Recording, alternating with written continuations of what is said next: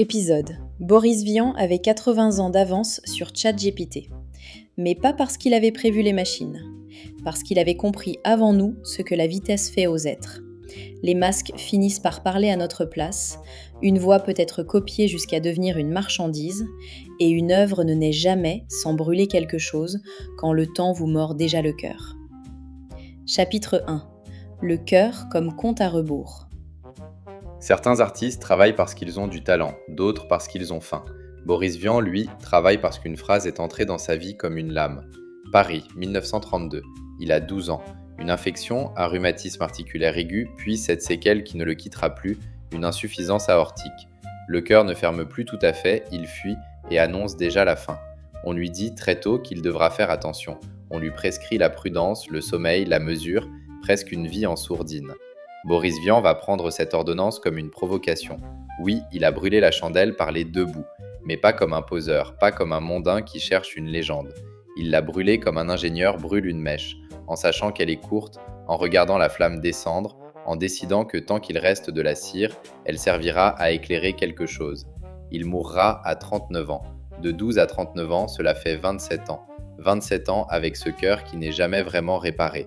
Et dans ces 27 ans, une accélération presque obscène. Chaque forme en appelle une autre, comme si le roman ne pouvait pas contenir toute la pression, comme si les chansons, le théâtre, le jazz et les nuits de Saint-Germain n'étaient que des manières différentes d'arracher du temps à la maladie. Rien de tout cela ne se disperse. Le métier d'ingénieur tient la charpente, l'urgence tient la flamme, et Vian sait déjà que le temps ne négocie pas.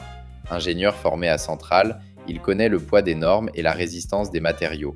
Mais dès que la nuit descend, les caves de jazz lui apprennent une autre mécanique, plus rapide, plus dangereuse, et l'écriture jaillit entre les deux comme si quelqu'un frappait déjà à la porte avec une mauvaise nouvelle. Depuis mes 14 ans, Boris Vian est mon auteur préféré.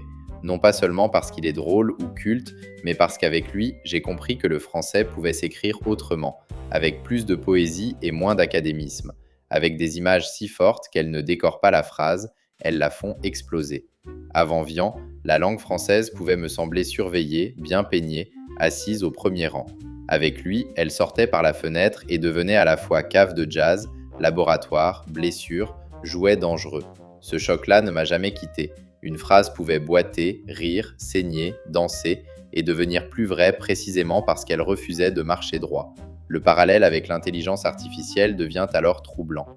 En 2026, on admire la vitesse comme une performance pure. La phrase qui apparaît aussitôt, l'image qui surgit presque avant le désir, la voix qu'on ressuscite avant même d'avoir demandé la permission. Boris Vian rappelle pourtant une chose que la machine ignore. La vitesse ne vaut rien si elle ne transporte aucune nécessité. Un modèle accélère parce qu'on l'a optimisé. Vian accélère parce qu'il sait, dans son corps, que le temps n'est pas abstrait. ChatGPT produit vite parce qu'il a des serveurs. Boris Vian produit vite parce qu'il a un cœur malade. La différence tient dans cet écart. D'un côté la puissance, de l'autre le compte à rebours. Chapitre 2. La nuit de Saint-Germain. Avant d'être un écrivain, Boris Vian est un homme qui refuse de rentrer dormir. Imaginez-le, Saint-Germain-des-Prés après la guerre. Dans les caves, la fumée colle aux vers et aux corps. Les trompettes, les pianos et les rires trop forts remplissent l'espace parce que l'Europe vient de traverser l'horreur et ne sait pas encore comment parler normalement. Boris Vian est là.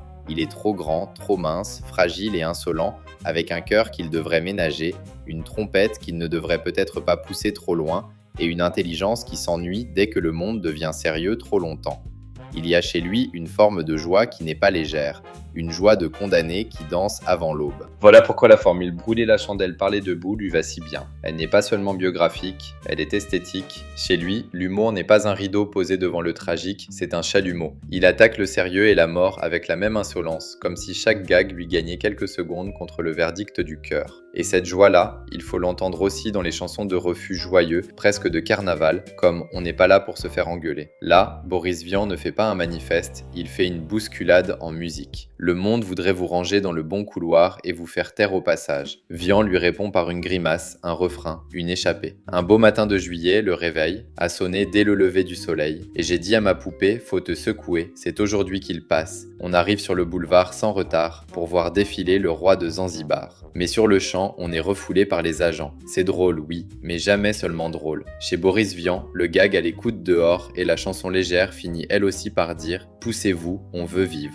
Et pourtant, chez Vian, la fête n'est jamais seulement la fête. Dans l'écume des jours, l'amour devient maladie. La chambre rétrécit, la lumière baisse, la beauté ne sauve pas, elle rend la chute plus insupportable. Chez lui, le merveilleux a toujours une fissure, comme son cœur. C'est cette tension qu'il faut entendre. Vian n'est pas un simple farceur, et il n'est pas non plus un simple martyr. Il tient les deux ensemble. On dirait qu'il lance des confettis dans une salle d'attente d'hôpital, qu'il écrit ses blagues au bord d'un gouffre, et s'il rit, ce n'est jamais parce qu'il ignore la mort, c'est parce qu'il l'a vu entrer très tôt. Aucun générateur de texte ne simule vraiment cela. Une IA peut imiter le surréalisme, produire des calembours, fabriquer du swing verbal, mais elle ne sait pas ce que c'est que de se dire « si je dors, je perds peut-être une page. Si je ralentis, la maladie gagne une mesure. Si je me tais, le monde aura été plus fort que moi. » Boris Vian n'écrit pas pour remplir le silence. Il écrit pour le battre de vitesse.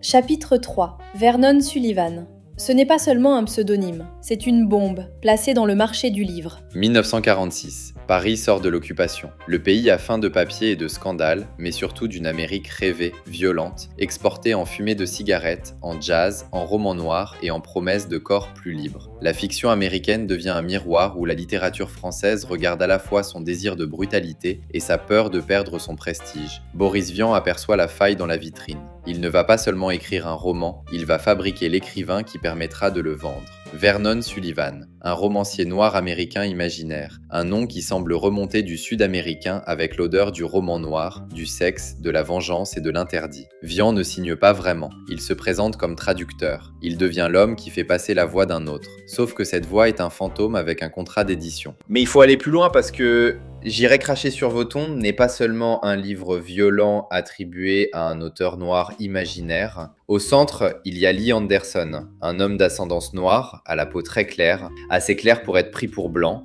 un homme qui franchit la frontière la plus toxique de son époque, celle du regard. La société raciste ne le reconnaît pas comme noir parce qu'elle croit reconnaître un blanc, et tout le roman s'engouffre dans cette erreur de perception. Le livre devient alors plus trouble, plus dangereux, plus moderne aussi. Lee Anderson n'entre pas dans le monde blanc comme un invité, mais comme une vengeance. Son frère a été lynché par la violence raciste, et lui revient dans le camp d'en face, avec le visage de quelqu'un qu'on accepte. Il utilise l'aveuglement des blancs contre eux. Le cauchemar du roman, ce n'est pas seulement la violence. C'est l'idée que tout un ordre social peut reposer sur une lecture fausse d'un visage. Disons-le sans l'adoucir, le livre traverse une violence sexuelle explicite, des viols, des meurtres et des passages impliquant des mineurs parfois très jeunes. Ce n'est pas un roman confortable, encore moins un objet qu'on nettoie pour le rendre présentable. C'est un livre sale, brutal, moralement irrespirable par endroits. Et c'est aussi pour cela qu'il oblige à regarder ce qu'il met en crise.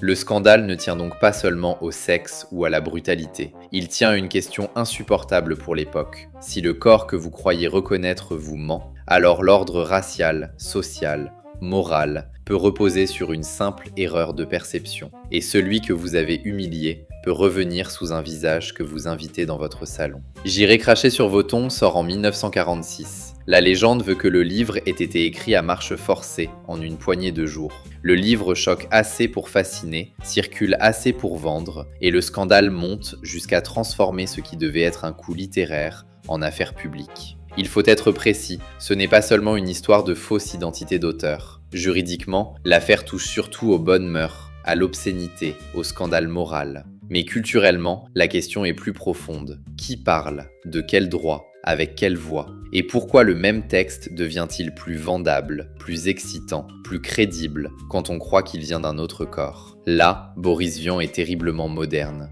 Il comprend que le marché ne récompense pas seulement le texte, mais aussi l'étiquette, le mythe de l'origine et l'identité supposée de celui qui parle. Le livre est signé par un masque, tandis que son personnage principal porte un masque social. Vernon Sullivan passe pour un auteur américain, Lee Anderson pour blanc, et Boris Vian, derrière eux, regarde le monde se trahir lui-même. Vernon Sullivan ressemble ainsi à un ancêtre bizarre de nos débats sur l'IA générative. Pas parce que les situations juridiques seraient identiques, elles ne le sont pas, mais parce que l'angoisse est la même. Une voix peut-elle être produite par quelqu'un qui n'est pas celui qu'on croit? Un style peut-il être porté comme un masque? Et si le public est touché, excité, convaincu, est-ce que la supercherie annule l'œuvre ou révèle seulement l'hypocrisie du marché? Boris Vian avait inventé un auteur synthétique avant les avatars, avant les deepfakes, avant les modèles de langage. Il lui donne une biographie, une couleur, une origine, une promesse commerciale, tout ce qu'il faut pour devenir une interface crédible.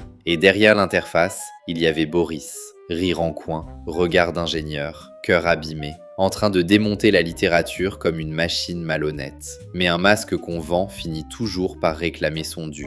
À force de jouer avec le feu apprend votre nom. Vernon Sullivan lui donne la gloire commerciale que Boris Vian n'obtient pas au même niveau avec ses livres les plus personnels. C'est presque cruel, le faux Vian marche mieux que le vrai. La douleur paraît presque écrite pour notre époque. L'algorithme aime souvent le masque plus que la personne. Il pousse le personnage, pas la blessure. Il récompense l'attendu, pas l'invention. Vian l'avait compris avant les plateformes. Parfois, pour être vu, il faut devenir une caricature de ce que le marché désire. Reste ensuite à survivre à sa propre caricature. Chapitre 4. L'écume des jours. Là où le génie de Vian cesse d'être malin et devient déchirant.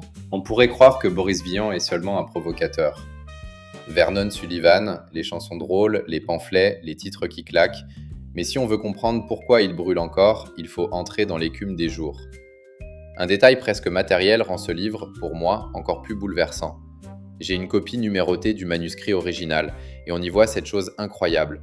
D'un côté, le texte de Vian, de l'autre, au dos, des normes AFNOR tapées à la machine, des brouillons recyclés, des papiers de bureau retournés pour fabriquer un monde où l'amour attrape une fleur dans la poitrine. C'est tout Vian dans une image. L'administration au verso, le miracle au recto, la norme derrière, l'impossible devant. Dans la préface de l'écume des jours, Vian donne presque son mode d'emploi. Ce qu'il raconte, ce n'est pas une fuite hors du réel, c'est la réalité projetée sur une tôle ondulée. Le monde reconnaissable se déforme, chauffe, se tord, et soudain il dit plus vrai que s'il était resté droit. Dans cette réalité passée sur tôle ondulée, la matière cesse d'être docile. Les objets prennent humeur, les pièces se contractent, la musique coule et l'amour lui-même déplace les murs avant que la maladie ne pousse dans les poumons comme une fleur impossible.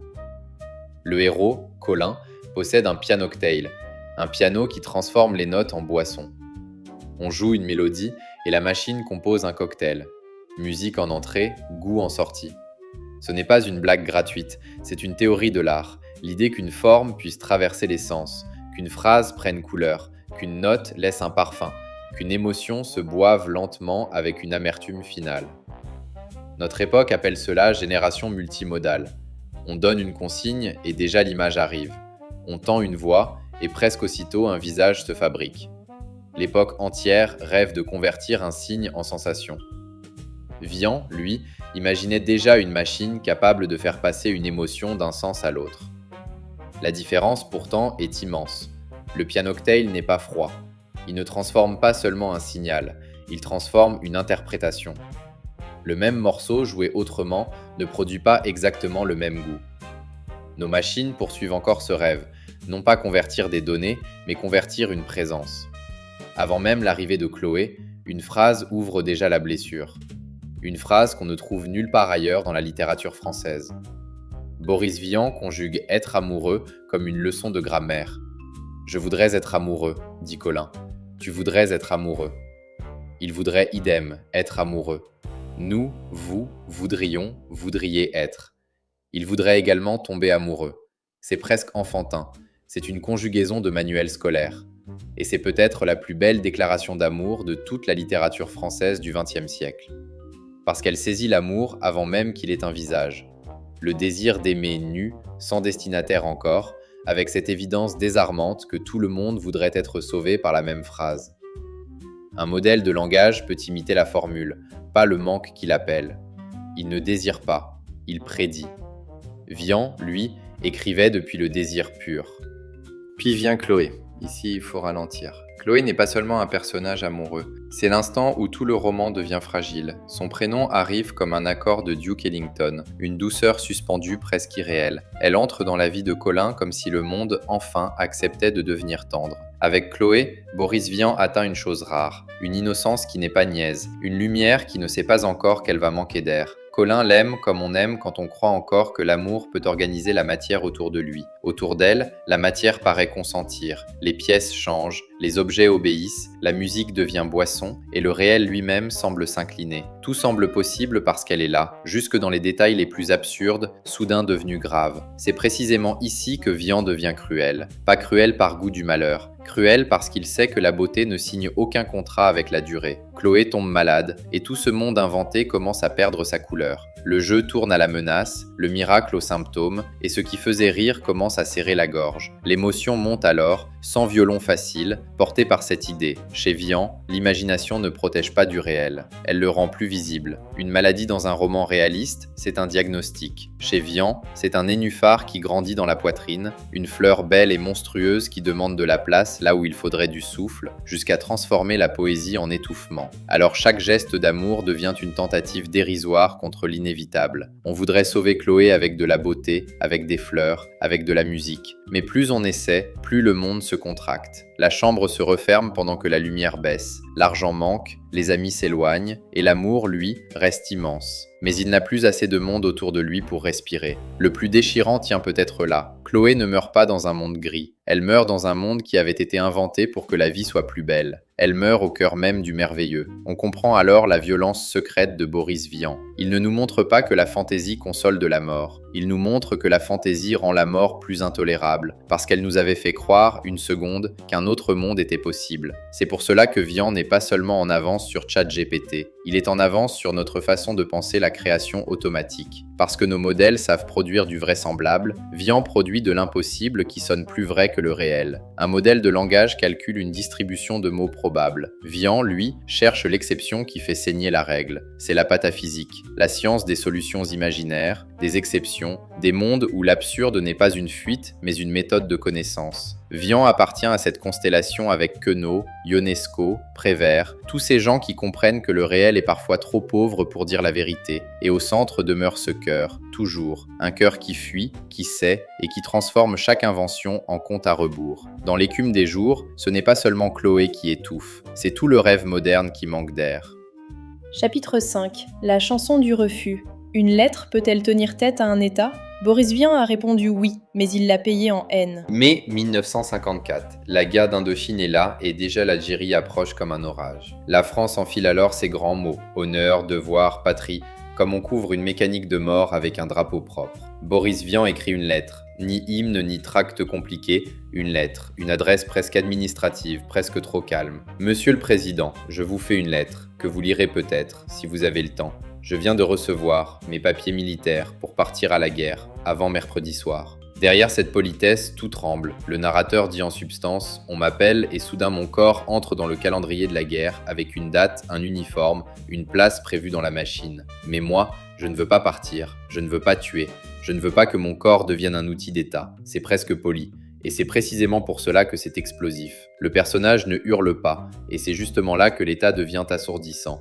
Il refuse la guerre dans une langue simple, nue, compréhensible par tout le monde. Ce n'est ni une théorie, ni une posture, seulement une phrase d'homme seul devant l'administration de la mort. La radio d'État, la radio-télévision française de l'époque, l'écarte des antennes dans un climat de censure et de pression politique. La chanson devient sulfureuse. Elle quitte les circuits officiels et se met à circuler par les voix, les copies, les fidélités clandestines. Vian reçoit alors ce que reçoivent les gens qui touchent un air national, la haine, les menaces, les lettres qui veulent faire taire avant même de répondre. Il existe plusieurs versions du dernier couplet. Vian accepte une modification pour enlever l'idée que le personnage pourrait tirer sur les gendarmes. C'est important de le dire, parce que ça le rend plus fort, pas plus faible. Il ne sacralise pas chaque virgule par orgueil, il tient la ligne morale, refuser de tuer. Là encore, il voit avant nous un mécanisme que les plateformes connaissent très bien. La distribution crée l'existence. Ce qu'on interdit ne disparaît pas forcément. Parfois, cela devient un secret partagé. Une chanson bannie peut gagner une puissance qu'aucune promotion officielle ne lui aurait donnée. Mais il y a une différence terrible avec notre époque. À l'époque,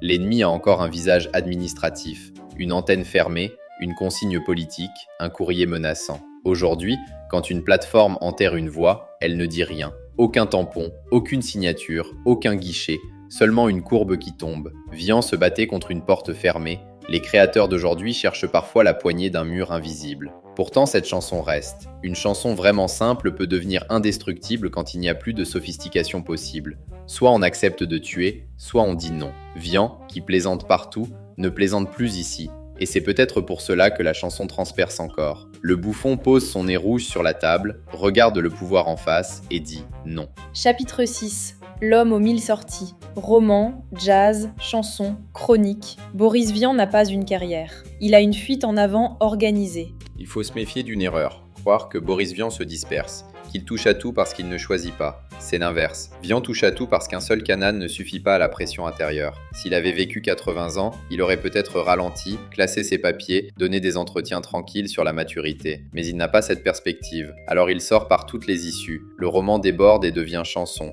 Lorsque la chanson se révèle trop étroite, le jazz prend le relais. Son propre nom finit par l'enfermer, alors Vernon Sullivan surgit. Même le réel devient une pièce sans issue et le pianoctail apparaît comme une porte dérobée. Quand la guerre l'écœure, il ne fait pas de discours. Il écrit une lettre au président. C'est cela, le méga-récit de Boris Vian. Non pas un homme qui part dans tous les sens, mais un homme qui cherche désespérément la sortie la plus rapide pour chaque vérité. Son corps le pousse, la nuit l'appelle, le marché lui colle un masque, la poésie lui ouvre un monde, la politique le force à répondre, et la mort finit par l'attendre devant une œuvre qu'il ne reconnaît plus. Si on raconte Vian comme un catalogue, on le perd. Si on le raconte comme une combustion, tout s'aligne. Il n'a pas écrit vite par caprice. Il a écrit vite parce que sa vie entière était une phrase commencée trop tard et qu'il fallait finir avant le silence. Alors la vie entière prend la forme d'une montée. L'enfant apprend qu'il est fragile, l'adulte multiplie les masques pour gagner du temps, puis le créateur voit une de ses œuvres lui revenir sous une forme qu'il déteste, et son cœur, ce vieux sablier, se vide d'un coup. Chapitre 7. Qui possède une voix morte ? La question que Boris Vian pose à l'intelligence artificielle depuis sa tombe. Le 23 juin 1959, Boris Vian assiste à une projection du film tiré de J'irai cracher sur vos tombes. Projection privée, avant-première, les récits varient dans le détail. Ce qui reste, c'est la scène. Il est là, face à une adaptation d'un livre qu'il a signé sans le signer, vendu sans vraiment le contrôler, porté comme un masque et désormais confisqué par l'écran. Quelques minutes passent, il se sent mal. Les dernières paroles qu'on lui prête, à citer avec prudence parce que les témoignages varient, sont devenus une scène en elle-même. Ces cons-là n'ont même pas été foutus de faire un film correct. Et puis son cœur lâche. C'est presque trop symbolique pour être vrai. Mais avec Vian, la réalité a parfois le mauvais goût d'écrire comme lui. Il meurt devant son double mal fait, une version de lui-même qu'il ne reconnaît pas. Regardons maintenant 2026. Les modèles avalent les styles, les voix se détachent des corps, les morts reviennent sous contrat, et les catalogues deviennent la carrière posthume des machines. La question devient vertigineuse. Quand un créateur disparaît, qu'est-ce qui reste disponible ? Ce qu'il a écrit, ce qu'il a fait entendre, ce qu'il a laissé vibrer, ou seulement le masque que le marché sait encore vendre ? Pour Vian, c'est encore plus violent, parce que toute sa vie l'avait ramené à ses frontières. Un faux auteur fabriqué, des voix empruntées, la musique transformée en cocktail, l'identité traitée comme un instrument. Alors que dirait-il devant un modèle entraîné sur son œuvre pour produire un nouveau Vernon Sullivan ? Peut-être qu'il rirait d'abord, puis il demanderait « Qui encaisse ?» Parce que Vian n'était pas naïf. Il connaissait la création par ses deux faces, l'élan qui invente et le contrat qui récupère. Il savait très bien que la culture est aussi une économie, que les masques rapportent de l'argent et que l'œuvre, une fois lâchée dans le monde, peut être reprise par des gens qui n'ont ni votre humour, ni votre blessure, ni votre cœur. En France, parce qu'il meurt en 1959, ses œuvres restent en principe protégées patrimonialement jusqu'à la fin 2029, avec les prudences juridiques nécessaires selon les œuvres et les droits concernés. Le droit moral, lui, demeure une autre affaire, le respect du nom, de l'œuvre, de l'esprit. Mais la vraie question dépasse le droit.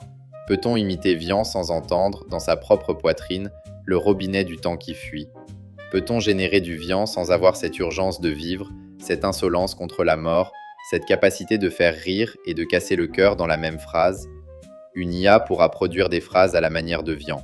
Elle pourra faire tourner ensemble le jazz, l'absurde, l'amour et la mort jusqu'à produire un pianoctail verbal plausible. Mais le vrai Vian n'est pas seulement un style, c'est une pression, un compte à rebours, un homme qui entend « ménagez-vous » et répond en inventant encore une sortie, jusqu'à ce monde où les chambres rétrécissent quand l'amour meurt. C'est pour ça qu'il reste dangereux, non parce qu'il est imitable, mais parce qu'il rappelle que l'imitation ne suffit pas. Chapitre 8. La dernière flamme. Pourquoi Boris Vian n'est pas un sujet ancien ? On pourrait terminer en disant que Boris Vian avait 80 ans d'avance sur ChatGPT. C'est la promesse de cet épisode. Elle est vraie, mais elle est incomplète. Vian n'avait pas seulement de l'avance sur les machines. Il avait de l'avance sur nos maladies modernes. Cette façon qu'on a d'accélérer sans savoir pourquoi, de performer une identité plutôt que de la vivre, de monétiser un style jusqu'à l'asphyxier, de confondre être lu et être compris. Il avait vu la vitesse se refermer comme une prison, le succès frapper à la porte sous un faux nom, la censure transformer un refus en légende, la technique basculer en poésie, l'amour mourir dans un décor inventé pour le sauver, et l'œuvre revenir vers son créateur avec le visage d'une seconde mort. Mais il avait aussi une réponse que notre époque oublie souvent. Créer n'est pas seulement produire. Créer, c'est risquer quelque chose. Vernon Sullivan met sa réputation en jeu. Le déserteur l'expose politiquement. Ses inventions l'installent au bord du ridicule. Et les nuits de jazz dépensent une santé qui n'a déjà plus de réserve. Dans l'écume des jours, il risque quelque chose de plus fragile encore. Sa douceur. Voilà pourquoi la chandelle par les deux bouts n'est pas une anecdote. C'est la forme exacte de son œuvre. La cire manque, la flamme insiste, et plus la fin approche, plus la lumière devient insolente. Alors oui, ChatGPT peut être impressionnant. Les modèles peuvent écrire vite, imiter, recombiner, accélérer. Mais Boris Vian nous pose une question plus dure. Qu'est-ce que tu mets dans la vitesse ? Est-ce seulement du calcul, de l'image, du marketing, ou quelque chose de toi que tu ne récupéreras jamais ? Vian n'a pas vécu vieux. Il n'a pas eu le temps de devenir une institution confortable. Il est resté à l'état de décharge électrique, une secousse passée dans la littérature française, assez vive pour mettre du jazz dans la syntaxe, tenir tête au pouvoir avec une lettre, planter un nénuphar dans une poitrine et mourir devant une œuvre qu'on lui avait reprise. Peut-être qu'on l'aime autant pour cela. Il n'a pas eu le temps de refroidir. Boris Vian n'est pas mort à 39 ans comme un auteur terminé. Il est mort comme une phrase interrompue. Depuis, on continue d'entendre la suite dans le silence. Vous écoutiez Boris Vian avec 80 ans d'avance sur ChatGPT.